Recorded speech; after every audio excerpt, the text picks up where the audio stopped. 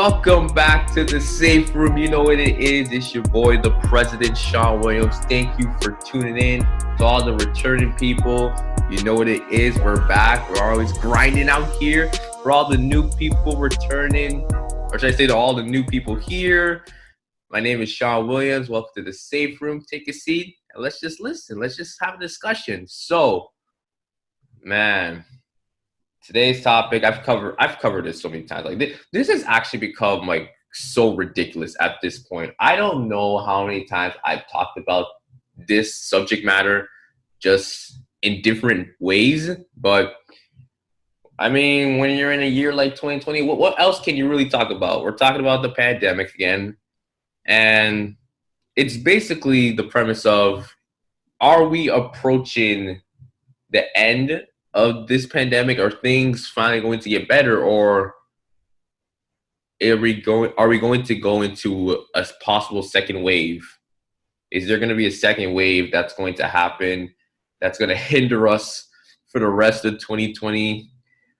We're going to talk about it. I'm going to give you my personal take, not just like, what I've talked about before, especially, with the education system, but, just in general, how things may look like, the possibility of like maybe vaccines.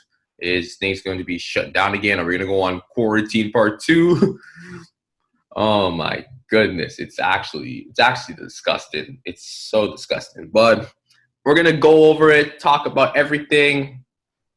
Again, make sure you guys follow all my episodes for the Safe Room on Apple Podcasts, Spotify, and Anchor. That goes the same for the Court Advantage podcast. And for the Court Advantage podcast, we will be having our season finale as well coming up soon next week. I will drop the date for that very soon. Just make sure you check out my Instagram on Mr._President SW. And the Safe Room, I've been promoting it for a couple of days, but the Safe Room season finale is coming up soon, September 21st. We have a special guest, Miss Toni Morgan. She will be there. So make sure you guys tune in for that. It's going to be special. I'm trying to make that a very special episode, I'm excited. When I'm not excited, it's going back to class. But, it is what it is. But, yeah, let's get started. So, this pandemic, I think there's so many ways to describe it. It's been just unexpected. It's just been chaotic. Just annoying, really annoying, because everyone's saying that, the pandemic has been bad, but at this point, things can't get worse, really, there's nothing impactful that could really come at this moment and really affect us, while others are saying there's still more to come, like this is just the beginning, we haven't even seen the worst. And honestly, man, I'm one of the people in the middle area where I don't care anymore. I'm just done. I'm so done with everything. 2020 has been horrible. This pandemic has been horrible. At first when it came in January, I thought when I heard there were cases, I thought this was just probably a 1 month, 2 month scenario, like a 1 month, 2 month period where just everything just happened at once. And that was it. And then when it got as serious to more cases came, and then to the point where they had to start closing schools and we had to be put in quarantine, and literally the entire all over the world, everyone was on lockdown. I was just yo, what? How did we get here? How did we get here? I mean, that's a whole nother discussion. But long story short, the entire summer we just basically lived it, just being stuck in our houses. And if we were able to go out, there's obviously restrictions, having to protect ourselves. So whether it was with mask or any other way of protection, hand sanitizer, you name it, when it came to stores and malls and how other services were, again, they had their limitations, they had their rules and restrictions as well. It didn't feel natural. It didn't feel natural. Every time you walked out of your house, you knew that you got to be careful that you didn't come back catching COVID. You had to be so cautious of your every move, and it's ridiculous. So with that being said, it is September, and people are saying that around this time there may be a second wave. Like some people have said this since last month, a couple weeks ago. I've said it from a long time ago, like since March, ever since I've been preaching to like anyone I could talk to, like, yo, there's gonna be a second wave because there's a lot of indications that when flu season, which is around this time, comes, like you can't just assume that things are going to get better. When it comes to flu season and you're still in a pandemic, the cases could spike up. Things can get worse in a hurry. And looking at that aspect, I'm just thinking that, if there's going to be a second wave, then we're going to have to figure out if we can create any type of like solutions or alternatives to make sure that if there's going to be cases, it's not going to be as high as it was in the periods between like March to June, because like during that period, like cases were just going up and up. And honestly, my personal take, this is not the end. This is not the end of the pandemic. I'm not saying it's just getting started, but it's not ending here. Many people like, and I know there's a couple articles like earlier on in the year that said that this could go to as far as next year, like in the spring. And honestly, I believe that, like, again, with those two periods, like, when it actually started in March and things started to get serious, started to intensify, and then you have this second wave that's going to come, honestly, in my opinion, with the flu season and everything, then yeah, why wouldn't it go to 2021, to be honest? Like, so where does that leave us? How do we look at the situation and prepare ourselves? Well, first things first. I'm basically gonna just go off on this because this is something I don't understand. I get it that when it comes to the opening of like all the stage 1, stage 2, and stage 3, opening like whatever, whether it was gyms, malls, movie centers, schools, or like they're in the process of that, banks, whatever, you name it. I understand, like, as the person inside you, like your feelings, that you're going to take advantage of it, because again, before that you were on lockdown. Like the only place you could really go was like grocery stores, because again, you need your essentials to survive on food and everything. So once you hear that, oh, the gym's open, oh, I'm going to the gym, because I know most of us, we were all working at home. We, like, some of us probably had like equipment, others had to like make the best out of it. For movie centers, like, oh my god, I'm gonna go with this. The mall's open, oh my god, I'm gonna buy this, I'm gonna buy that, I'm gonna buy that. I get it, like that's that consumer mentality that we have, and like that's not gonna disappear. That's just how we think, that's how we operate, and I get it. But at the same time,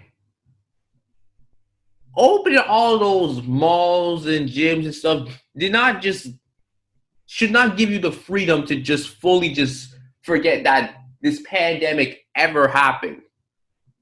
It should not be like a way like, okay, now every day I get to go out and do this. Like, there are some people, and I'm not trying to like categorize or like generalize anything, but there are some people out there that look at the situation, they just kind of, I feel like the way they act, and, to the places they go and how much fun they try to have, I feel like they kind of forget, like, yo, we're still in a pandemic, people are still catching cases. Like, there's still no cure to the situation. And like, I feel just from there alone, it really hinders how we just really tend to forget things so easily. When things are bad, we go through struggles, but when we find one bright spot, it's like we try to strive on it so hard that we just feel like, okay, we need to just focus on the positive. Like, what? Don't look at the negatives. We were like, oh, there's still a pandemic. Yeah, well, at least the cases aren't as high as before. I mean, at least these places are open. Like, why are you not seeing it in that light? Because we all know, yes, all these things are open, but we all know what's going to happen. Again, we all know what's going to happen. This second wave is going to happen. Like, and this is what I don't understand. When you add flu season to it, it's basically implying that you already have COVID going on, and now you're adding flu season to the mix.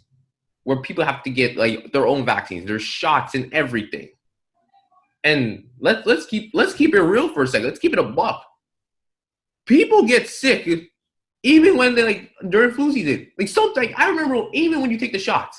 I remember one year I went to take a shot and I don't know what it was, but I felt worse. Like honestly, years where I didn't take a shot, I felt fine. But then I remember the years I did take shots, like, I don't know, I wasn't immune to it. It just didn't feel right with me. So then that may be someone like you. Like, you may be in the same situation as me. Maybe you need a shot because you can't handle flu season without getting your vaccine and your shots like that. So when you have that situation, now you have COVID, cases are going to go up. But are the cases going up because COVID is still having an effect, or is it because it's conjointing with the flu? So I don't understand. Like, stuff like that makes you think like, oh, you know what? Maybe we should take things a little bit more seriously. And it's not just us. Like, whether it's other realms too, whether it has to do with different like entertainment industries, or one thing I've talked about on the Court Ranch podcast when it comes to sports, with the bubbles for all the leagues, NBA, the NHL, MLB. Like, yes, you want to open everything, but I felt like y'all opened everything because you assume that at this point nothing worse could happen. You just assume that, okay, there can't be anything bad, Cases are going down, so you can just open everything. But at the same time, it's business.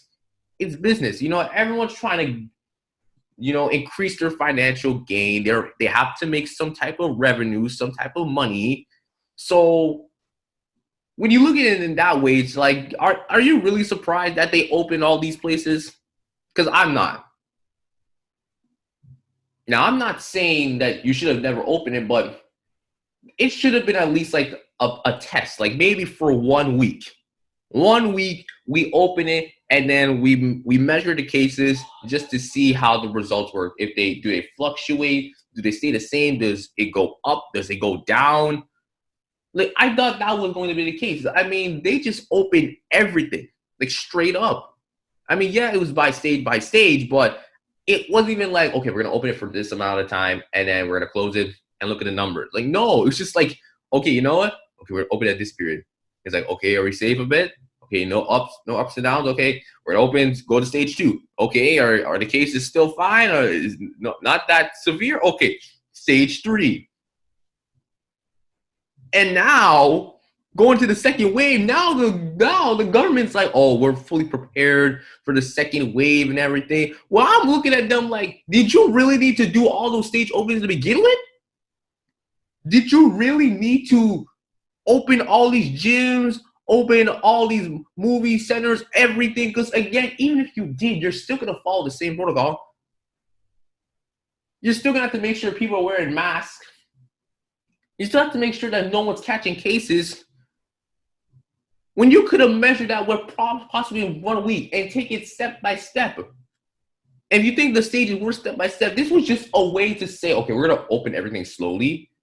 But at the same time, like, we're still trying to make sure everything's fine. When this could have all been done in a small period of time instead of just expanding. Especially for before that, the longest time, they kept saying that, oh, when it comes to the lockdown, we're going to open that at this week. But then they extend it. Oh, we're going to open this week. And then they extend it. And they keep extending. And then when you actually went on with the stages, it wasn't like, okay, all of that happened at once. It was like still extending. It's like period. So again, once everything fully open, of course, everyone took advantage. Because for us, like, we've been locked in for like majority of the year. But at the same time, it wasn't really necessary to have all this stuff open to begin with.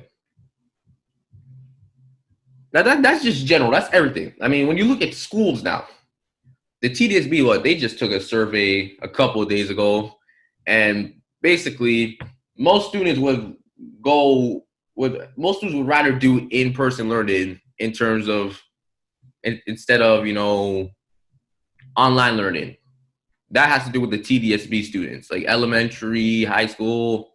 They would rather do in person instead of online. Now, elementary, I probably understand because let's be honest, when it comes to kids and technology, like they can be very attracted to it, but it's also based on the content. Like, I don't think a kid who's like in grade 5 would want to sit there and hear their teacher on the screen or hear something that's like have to be like very educational. It's not gonna work unless it actually appeals to like the little kid itself. It's not gonna work.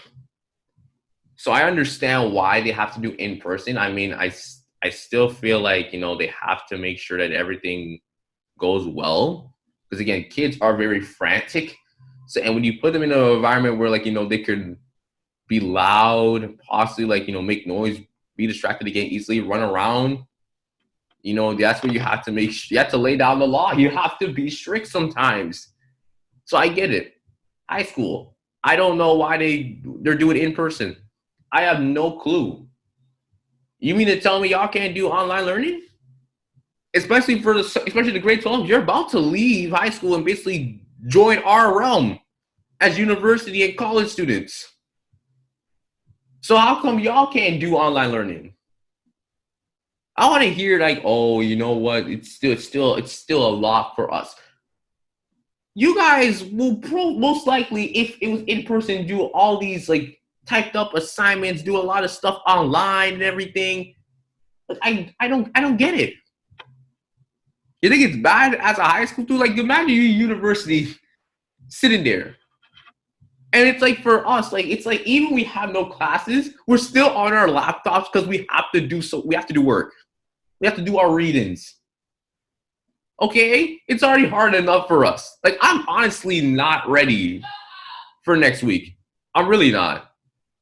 Like could you imagine sitting in front of a computer like for 8 hours straight, just hearing your professors talk, and then when those classes are done, you still have to be on your computer because you have to do your readings.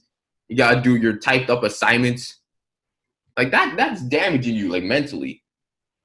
So again, I don't know why high school students would rather do in person than online, which boggles my mind. Honestly, I wish if we were doing online learning, we had less time on our laptops. That would be amazing, honestly. So, what needs to be done? Honest, I don't know. I legit don't know. I mean, they have been talking about like vaccines and stuff, but I don't even know if that will even be ready by the end of the year. I don't expect that to possibly be ready till like next year. Like that's not going to save everything. As of right now, it's not going to save everything. They're trying to like make deals so like once the suppliers come with all the like the material and everything, they can get to work on it. But I don't think we're not going to expect any vaccines right now, especially again with flu season. You gotta figure out which one you have to deal with first. Are you going to deal with the flu or COVID? It's just COVID's been the more long-term issue, but we can't just ignore the flu season with everything that's happening. Are you going to shut down services again? You're going to shut down all these places again? And you shut them down, like how long are they going to be shut down for? I mean, again, like all these places were shut down before, and then you decide to go like stage by stage, open everything again, which, okay. But I feel that if you're just shutting things down again, it should really stay closed until you actually fully like know that the chances of like consistent days of like high number of cases will not happen. Like you can't just like shut it down and then open it up again and know that there can still be a high amount of cases every single day. Like that should not be the case. And that's what I'm trying to say. Like, did you really need to fully open everything just permanently for that period from wherever stage 1 is or what stage 1 happened to now? Did you really need to do that? That could have been a 1-week test, a trial run, something. Heck, sometimes there's still restrictions for in terms of like if you can enter like Canada or the USA, I believe. So I don't understand. I don't. So how would this second wave look like? Well, okay, here's what I'm thinking. In terms of just like general the society, I'm looking specifically till the winter time.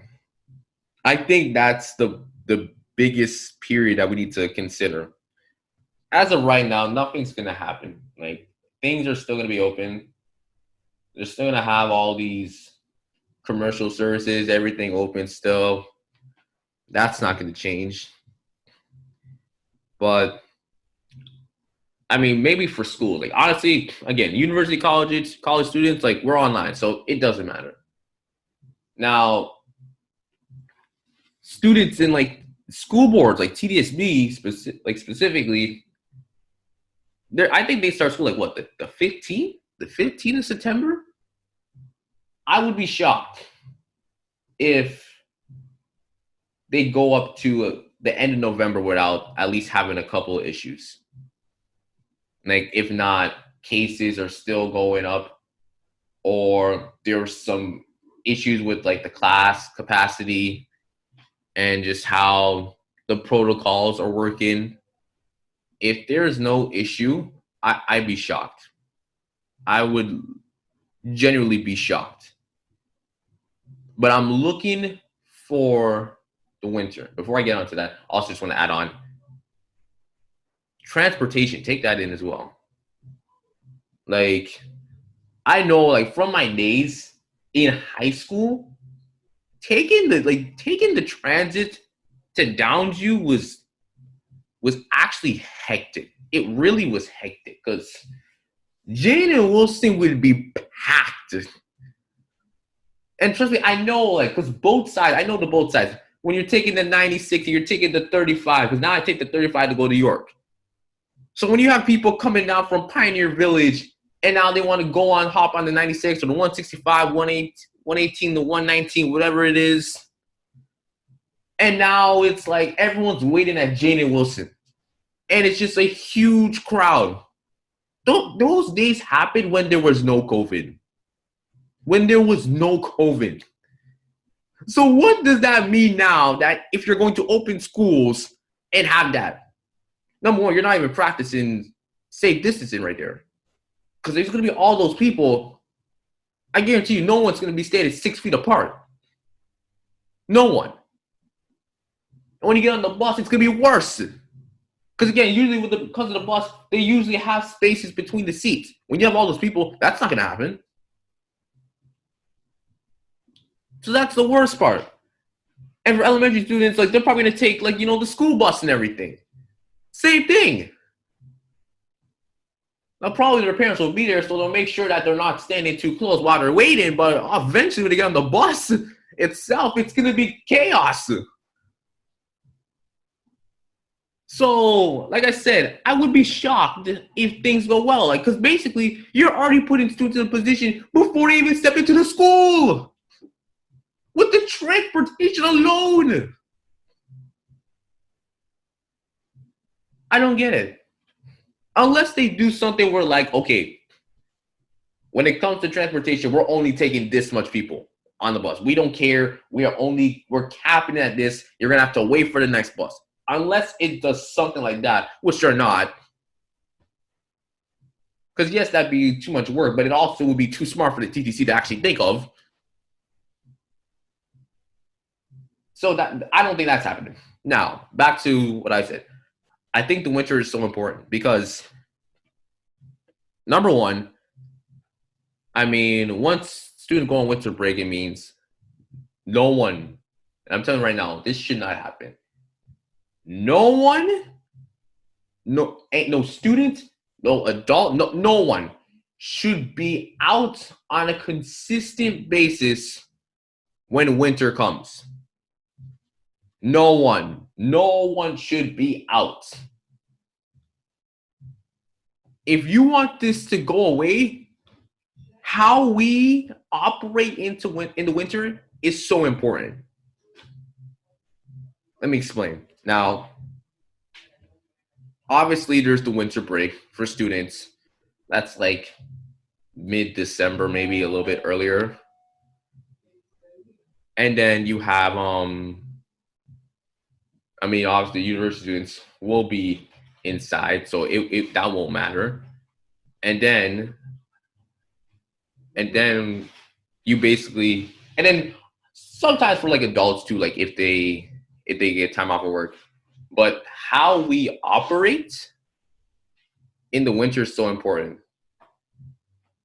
Like honestly, in the wintertime when everything is cold outside, the weather starts to change, it shouldn't give you a reason to leave the house.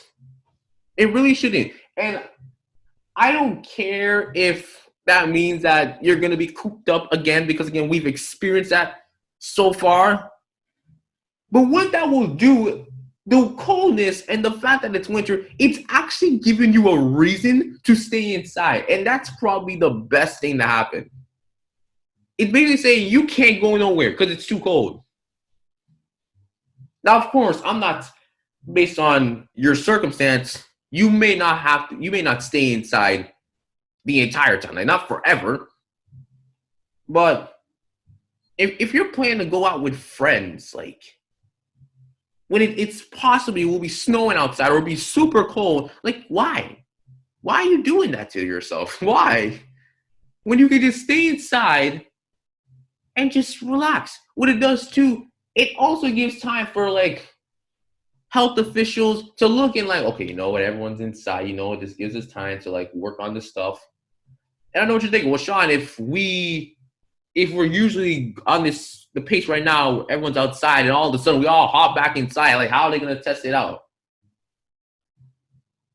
And that's a fair point. But I will say is this: if winter time does come and we keep going outside, then we're just continuing that same trend where we're just going to keep, like, everyone's just going to keep doing their thing. It's going to be as normal, like air quotes normal, as what people believe it to be. But it's going to be more difficult as well to just find a solution. And honestly, I'm pretty sure that again, the government could figure out a way to handle with all the cases and tests when it comes to just being inside. But again, when it's cold outside, I don't think there should be a reason for you guys to like leave your house. And at least it protects everyone from getting COVID. Because again, unless you have something like serious to attend to during that period, there should be no reason why you should be leaving your house when there's COVID. So then when that happens, and again, I know for some students that um they have to go back, in January and everything. But and like that's probably the worst thing to happen. So it that does happen. I will say that you do, again, protocol needs to be followed, but I think again how we behave in the winter is so important to how the outcome of this COVID pandemic era is going to be. I don't know who's going to get most impacted by this, really. Like, honestly, it's anyone. Now, the question is, if if we had to project, when will COVID actually end? Or I guess, will COVID end after the second wave? Will it actually be done? And when I say done, I don't mean like randomly everything stops, but we get a small amount. I say small, like an absolute, like micro size amount of cases. Our things are fully opening the way it is, and certain rules and restrictions aren't as authoritative as it was before. They're more lenient. Do we get something like that? Does it end next spring? I mean, does it go on a little bit further to maybe next summer? I know there's some people saying it may end this year. I doubt that. I doubt that. But honestly, if there's one thing I want to just say to wrap it up, I feel that what I've learned from 2020 is that or just in general, every time, like, you go into a new year, a new day, expecting certain things to happen a certain way, just don't. Because things could play out so unusual and so unexpected that we should never consider. I mean, obviously, we want to look for the best and always think for the best, but we can't always just expect that nothing bad is going to happen either. Like, let's be honest, of living here on Earth, on God's green earth, this has been the worst year like I've ever experienced. It's not even close. And I think everyone can testify to that too. Some people may say, well, you know what, this year's bad, but it doesn't compare to this other year that I've lived. But for me, this has been horrible. I didn't get to do nothing fun. I was cooped in my house. I basically worked online, which you think is fun, but it really isn't. And I got to go back to school online when I ended school back in March online. So I already have that small experience. It's going to be different a bit, but I still have that memory in my head. And this pandemic has been dragging on for way too long. It's just too much. It's just absolutely too much. But I pray that we are going to get through this. We're going to get through this, that this pandemic will be over. I actually miss going outside, like, really consistent. I was really trying to do, like, so many good things this year. I really was. I was trying to actually go out and do my own shit. But I just hope that at the end of this year, I don't want to wait till 2021, just every day moving forward, that things get better. We learn how to communicate as a society, as a community, as a country, as a nation. We just learn how to communicate, talk with each other, and we can get through this. But yeah, I'm gonna head out of here. Yeah, thank you guys for listening to The Safe Room. Make sure, again, you guys follow all my episodes. You already know what it is. Apple Podcasts, Spotify, Anchor. I don't have to say it. ASA, That's just simple. Or APSA, whatever you want to put it as. But yeah, again, make sure you remember the date, September 21st, season finale with Tony Morgan, special episode. It'll be my last episode for season 1. Make sure, tell your friends, spread the word, spread the movement. Let everybody know that your boy, President, let them know that, I'm doing podcasts. Let them listen to the content I have to say, But yeah, I'm out. You know what it is. President. See you guys soon.